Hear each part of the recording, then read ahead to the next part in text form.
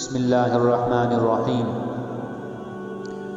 الحمد للہ رب العالمین والصلاة والسلام علی سید الانبیاء والمرسلین وعلی آلہ وصحبہ اجمعین اما بعد قال النبی صلی اللہ علیہ وسلم الا ان فی الجسد لمضغة اذا صلحت صلح الجسد الكل واذا فسدت فسد الجسد كله او كما قال صلی اللہ علیہ وسلم۔ سامعین محترم، السلام علیکم ورحمۃ اللہ وبرکاتہ۔ ایک حدیث مبارک جو میں نے آپ کی خدمت میں پیش کی، اللہ کے حبیب صلی اللہ علیہ وسلم نے فرمایا کہ تمہارے جسم کے اندر ایک گوشت کا ٹکڑا ہے، اگر یہ صحیح سلامت ہے تو آپ کا پورا جسم صحیح سلامت ہے، اگر یہ بگڑا تو آپ کا پورا جسم جو ہے یہ بگڑ جائے گا۔ اذا فسدت فسد الجسد کلہ، اور اگر یہ بگڑتا ہے تو آپ کے جسم کا پورا نظام بگڑ جائے گا، درم برم۔ اور دل ایک ایسی عظیم شے ہے، عظیم چیز ہے۔ پورا جسم اللہ نے بنایا ہے، اور سر سے لے کر پاؤں تک، بلکہ پاؤں کے ناخنوں تک اللہ نے جو نظام بنایا جسم کا، یہ ہر اعضاء اللہ نے امانت دی ہے اور اللہ کی نعمتیں بھی ہیں۔ ایک تو نعمت انعام ہے، اور دوسرا یہ اللہ کی امانت بھی ہے۔ اس میں اگر خیانت کرتا ہے، یہ اگر غلط استعمال ہوتا ہے، آنکھ غلط استعمال ہوتی ہے تو خیانت، دل غلط استعمال ہوتا ہے تو خیانت، کانوں سے گانے سنے جاتے ہیں تو خیانت، آنکھوں سے غلط عورتوں پر، غیر محرم لڑکیوں پر، عورتوں پر نظریں جاتی ہیں تو یہ حرام اور یہ خیانت ہے۔ تو بہرحال اس دل کو پاک اور صاف رکھنے پر بڑے بڑے انعام ہیں۔ دل میں کسی کا حسد نہ ہو، کینہ نہ ہو، بغض نہ ہو، نفاق نہ ہو، عناد نہ ہو، آپ کا دل ہمیشہ ہر ایک کے لیے صاف اور پاک ہو۔ حضرت انس بن مالک رضی اللہ تعالیٰ عنہ فرماتے ہیں کہ ایک موقع پر میں اور عبداللہ ابن عمر اللہ کے نبی پاک صلی اللہ علیہ وسلم کی خدمت میں موجود تھے، اور میرے نبی اکرم صلی اللہ علیہ وسلم جب کبھی بیٹھتے تو صحابہ آپ کے ارد گرد ایسے بیٹھتے جیسے شمع کے ارد گرد پروانے ہوں۔ تو فرماتے ہیں کہ دروازے پہ دستک ہو گئی، اللہ کے نبی نے فرمایا کہ انس دروازہ کھولو، اور تمہیں پتہ ہے دروازے پر جو شخص ہے، جو آنے والا شخص ہے، یہ ایسا عظیم انسان ہے کہ اللہ رب العالمین کل قیامت میں اس کو بغیر حساب و کتاب جنت میں داخل فرمائیں گے۔ انس بن مالک رضی اللہ عنہ اٹھے، دروازہ کھولا، دیکھتے ہیں کہ ایک فقیر مسکین، ایک بیچارہ غریب صحابی ہے، انصاری صحابی، اور داڑھی سے پانی ٹپک رہا ہے، اور جوتے اپنے بغلوں میں اٹھائے ہوئے تشریف لائے، اور دربار رسالت میں آپ صلی اللہ علیہ وسلم میں تشریف فرما ہوئے، اور سوال و جواب پوچھا، اور کچھ وقت کے بعد چل پڑے۔ اور اگلے دن پھر تشریف لائے، دروازے پہ دستک، اللہ کے نبی پاک صلی اللہ علیہ وسلم نے پھر انس رضی اللہ عنہ سے یہی فرمایا کہ انس دروازہ کھولو، آنے والا شخص وہ ہے کہ جسے اللہ کل قیامت کے دن بغیر حساب و کتاب جنت میں داخلہ فرمائیں گے۔ انس بن مالک کھڑے ہوئے، فرماتے ہیں کہ رشک ہوا مجھے کہ میں بھی دیکھوں آخر یہ کون شخص ہے جسے اللہ کے نبی پاک صلی اللہ علیہ وسلم اپنی زبان مبارک، اپنے دہان مبارک اور لسان مبارک سے جنت کی خوشخبری سنا رہے ہیں، اور صرف خوشخبری نہیں بلکہ بغیر حساب و کتاب جنت میں داخلہ۔ تو اللہ اکبر، یہ عظیم انسان کون ہے؟ دروازہ کھولا تو دیکھتا ہوں وہی کل والا صحابی ہے، وہی مفلس صحابی ہے، انصاری صحابی، جوتے اٹھائے ہوئے اور داڑھی سے پانی ٹپک رہا ہے۔ دربار رسالت میں آپ میں پہنچے، فرمایا اللہ کے حبیب صلی اللہ علیہ وسلم کل کچھ سوال بھول گیا تھا، آج پوچھنا چاہتا ہوں۔ سوال و جواب ہوئے، پھر نکل پڑا۔ تیسرے دن پھر یہ شخص آتا ہے، پھر یہ شخص، اللہ کے حبیب صلی اللہ علیہ وسلم نے فرمایا دروازہ کھولیں، اور یہ شخص جو آنے والا ہے وہ شخص ہے جسے اللہ کل قیامت کے دن بغیر حساب و کتاب جنت میں داخلہ فرمائیں گے۔ حضرت انس بن مالک رضی اللہ عنہ فرماتے ہیں مجھے رشک ہوا کہ اتنا عظیم انسان ہے، اللہ کے حبیب صلی اللہ علیہ وسلم کی زبان مبارک سے 3 مرتبہ مسلسل 3 مرتبہ جنت کی خوشخبری۔ تو جب تشریف لائے، بات چیت ہوئی، نکلے، عبداللہ ابن عمر بھی موجود تھے، اٹھے اور اس کے ساتھ ہو لیے۔ کہتے کہ میں ان کے ساتھ ہو گیا، اور میں نے سے کہا کہ میں آپ کے گھر مہمان بن سکتا ہوں؟ تو اس نے کہا کیوں، آپ تو یہیں پڑوس میں رہتے ہیں، وجہ کیا ہے؟ گھر میں کوئی لڑائی شڑائی تو نہیں ہوگی؟ کہ چلو جب آپ چاہتے ہو تو چلو میرے ساتھ، لے گئے۔ عبداللہ ابن عمر کہتے ہیں کہ میں 3 دن اور 3 راتیں اس شخص کے پاس ٹھہرا، اور میں نے سوچا بڑے بڑے اعمال ہوں گے، بڑے بڑے نوافل ہوں گے، اور رات اور دن قرآن کی تلاوت کرتا ہوگا، اتنے بڑے بڑے عمل ہوں گے اس کے، تبھی تو اللہ کے حبیب صلی اللہ علیہ وسلم نے اس کو 3 مرتبہ جنت کی خوشخبری اور بغیر حساب و کتاب جنت میں داخلہ، تبھی تو اتنا بڑا انعام ہے۔ بڑے بڑے اعمال کرتا ہوگا، رات بھر قرآن پڑھتا ہوگا، صبح کو تہجد پڑھتا ہوگا، اوابین اور اشراق ہوں گے، صدقات اور خیرات کرتا ہوگا۔ لیکن فرماتے ہیں کہ جب میں ان کے پاس گیا اور ان کے گھر میں مہمان بن کر ٹھہرا، 3 دن اور 3 راتیں مسلسل رہا، میں صبح اٹھ کر تہجد پڑھتا، یہ اللہ کا ولی سوتا رہتا برابر نماز تک، فجر کے وقت اٹھتا اور نماز پڑھتا، اس کے علاوہ کوئی بھی اس کا عمل نہیں میں دیکھا۔ میں تو تہجد پڑھ لیتا تھا لیکن یہ تہجد بھی نہیں پڑھتا تھا۔ میں کبھی کبھار صدقہ بھی دے دیتا، لیکن اس اللہ کے بندے نے ایک کھجور تک بھی صدقہ نہیں کیا۔ میں حیران اور پریشان ہوا کہ آخر اس کے اعمال کیا ہیں، اتنا بڑا عمل کون سا ہے اس کے پاس کہ اس کو اللہ کے حبیب صلی اللہ علیہ وسلم نے اتنا بڑا انعام، اتنی بڑی خوشخبری، اتنا بڑا میڈل دے دیا۔ تو 3 دن کے بعد میں نے اس شخص کا صحابی سے کہا کہ اللہ کے ولی مجھے اجازت دے، میں چلتا ہوں۔ میرے گھر میں کوئی مسئلہ نہیں تھا، لیکن میں دیکھنا چاہتا تھا کہ آپ 3 مرتبہ آئے اور تینوں مرتبہ آپ کو اللہ کے نبی صلی اللہ علیہ وسلم نے جنت کی خوشخبری دی، اور صرف خوشخبری ہی نہیں بلکہ فرمایا کہ یہ وہ شخص ہے جسے اللہ کل قیامت کے دن بغیر حساب و کتاب جنت میں داخلہ فرمائیں گے۔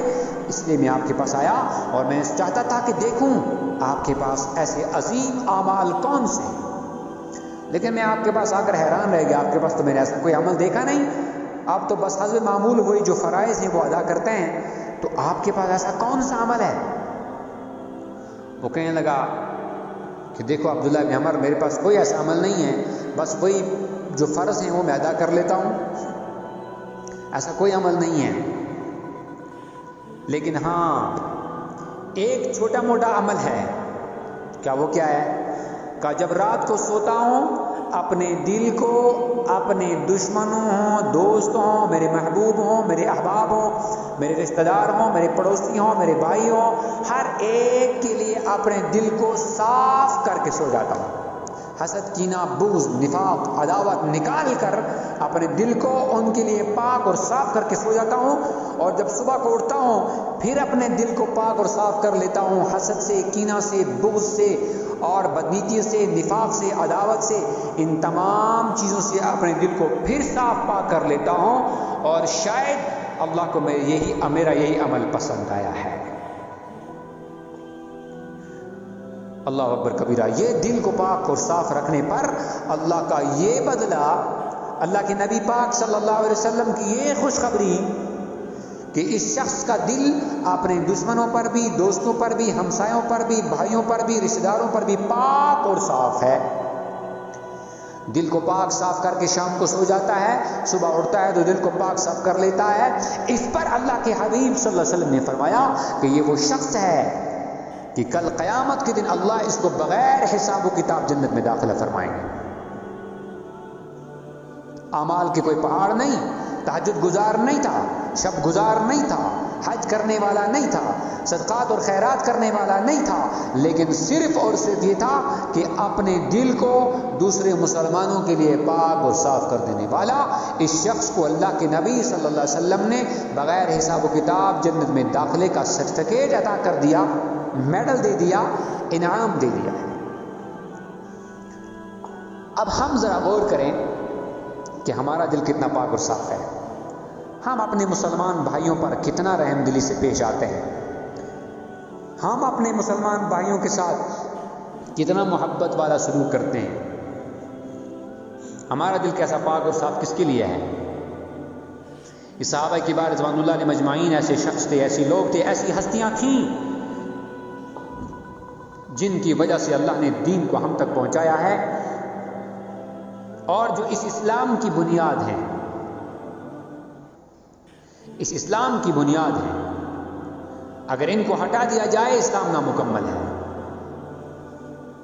تو یہ وہ ہستیاں تھیں کہ جن کے اتنا عظیم تھے کہ جن کو اللہ کے نبی نے دنیا میں ہی جنت کا سرٹیفکیٹ عطا کر دیا، اور یہ تو اللہ کے نبی کی زبان ہے، ان کی دہان مبارک سے الفاظ نکلتے ہیں، لسان مبارک سے.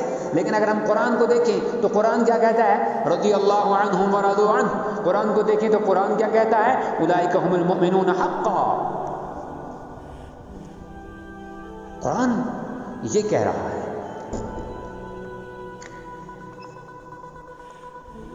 قرآن کو دیکھیں تو قرآن کہتا ہے اولئک حزب اللہ الا ان حزب اللہ هم المفلحون. قرآن ان کو جنت کا سرٹیفکیٹ دے رہا ہے. وہاں تو لسان محمد تھی، زبان محمد تھی صلی اللہ علیہ وسلم، لیکن یہاں تو قرآن ہی ان کو جنت کی سرٹیفکیٹ دے رہا ہے. خود اللہ پاک ان کے لیے جو ہے، اللہ فرماتے ہیں میں ان سے راضی ہو رہی، مجھ سے راضی ہوں. اس سے بڑا انعام کیا ہو سکتا ہے؟ تو میرے بزرگوں، ہمیں بھی اپنے دل کو پاک اور صاف بنانا ہے. ہر ایک کے لیے اپنے دل کو پاک اور صاف بنائیں. کسی کا نفاق نہیں، عداوت نہیں، بغض نہیں، کینہ نہیں، حسد نہیں. حسد ایک ایسی بری چیز ہے کہ جو جیسے کینچی کپڑے کو کاٹ کر ختم کر دیتی ہے، ایسے ہی حسد جو ہے یہ ایمان کے لیے کینچی ہے. جیسے آگ لکڑی کو کھا جاتی ہے، ایسے ہی حسد جو ہے یہ ایمان کو کھا کر جلا کر ختم کر دیتا ہے.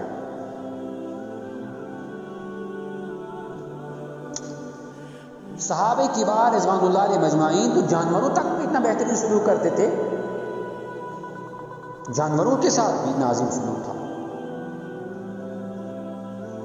روایتوں میں آتا ہے ایک بہت بڑے محدث تھے، بہت بڑے محدث جو حدیثوں کی کتابیں لکھتے تھے، اور اللہ کے نبی پاک صلی اللہ علیہ وسلم کی احادیث کو نقل کرنا یہ کوئی معمولی کام نہیں.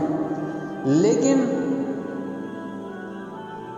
دنیا مخلوق پر رحم کرنا کتنا عظیم عمل ہے. اور اس محدث کا جب انتقال ہوا تو ان کے مریدین جو تھے، ان کے مرید جو تھے، ان کے شاگرد جو تھے، ان کو پتہ تھا، ان کو فخر تھا، اتنا بڑا محدث تھا اور اس کا انتقال ہوا تو سیدھا جنت میں جائے گا. فخر تھا. لیکن جب انتقال ہونے کے بعد کسی نے خواب میں دیکھا، کسی شاگرد نے خواب میں دیکھا اس محدث کو اور پوچھا حضرت یہ بتائیں کہ اللہ رب العالمین نے آپ کے ساتھ کیا معاملہ کیا؟ آپ کو جنت کے بالا خانوں میں رکھا ہوگا، آپ کو بڑی اولو العزم مقام ملا ہوگا کیونکہ آپ نے نبی پاک صلی اللہ علیہ وسلم کی حدیثوں کو لکھا ہے، جمع کیا ہے.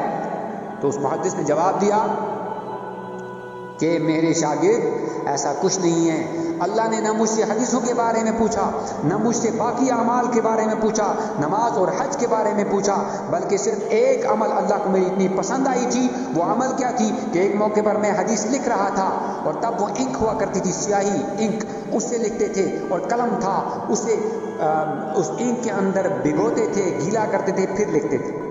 تو یہ محدث کہتا ہے کہ ایک مکھی آئی اور وہ مکھی آ کر کے اس نقطے پر سیاہی پر بیٹھ گئی. تو میں نے سوچا کہ مکھی کو پیاس لگی ہوگی، کچھ دیر رک جاتا ہوں تاکہ یہ پی لے، اس کے بعد اڑے گی تو پھر میں لکھنا شروع کر دوں گا. تو کہتا ہے کہ اللہ کو میری وہ ادا اتنی پسند آئی کہ اللہ نے فرمایا اے محدث، دنیا میں تو نے حدیثیں لکھی صحیح، حج کیے، زکوٰۃ دیے، صدقات کیے، نمازیں پڑھی، بڑے بڑے اعمال کیے صحیح، لیکن جو تم نے ایک مرتبہ میری مخلوق پر، میری کمزور سے کمزور مخلوق اس مکھی پر رحم کیا تھا، جا آج میں تجھے اس وجہ سے جنت کے بالا خانوں میں پہنچاتا ہوں، آج تجھے جنت عطا کرتا ہوں. میرے وہ تمام اعمال ان کا کوئی تذکرہ نہیں، صرف ایک مکھی پر رحم کرنے پر اللہ نے جنت کے فیصلے فرما دیے. تو اس لیے میرے بزرگوں، ہمیں بھی چاہیے اپنے دلوں کو پاک اور صاف بنائیں، اور محبت، الحب فی اللہ والبغض فی اللہ کا مقام جو ہے یہی چیز ہے جو ہمیں کرنی ہے. محبت بھی اللہ کے لیے، بغض بھی ہو اللہ کے لیے ہو، باقی کوئی عداوت نہ ہو. مسلمان کے لیے مسلمان کا بھائی ہے، اور دل جو ہے صاف اور پاک ہر ایک کے لیے رکھا جائے، ہر ایک کو محبت دی جائے، ہر ایک کے لیے محبت اور اپنے دل کو کھول کے رکھا جائے. اور محبت اور جو ہے نفاق ایک جگہ جمع نہیں ہو سکتی. ہر ایک کو محبت، ہر ایک کو محبت. اللہ کے حبیب صلی اللہ علیہ وسلم کتنے محبوب تھے اور کتنے اپنا بہترین اخلاق سے دنیا کو پیش آتے تھے. اس بہترین اخلاق سے، اس محبت سے دنیا کے اندر جو انقلاب پیدا ہوا یہ صرف کچھ چیز سے ہوا ہے. تو بہرحال اللہ رب العالمین ہمیں ہدایت نصیب فرمائے اور ہمارے دلوں کو پاک اور صاف فرمائے، اور ہمیں جو ہے سننے سے زیادہ، بولنے سے زیادہ عمل کرنے کی توفیق نصیب فرمائے. وآخر دعوانا ان الحمد للہ رب العالمین.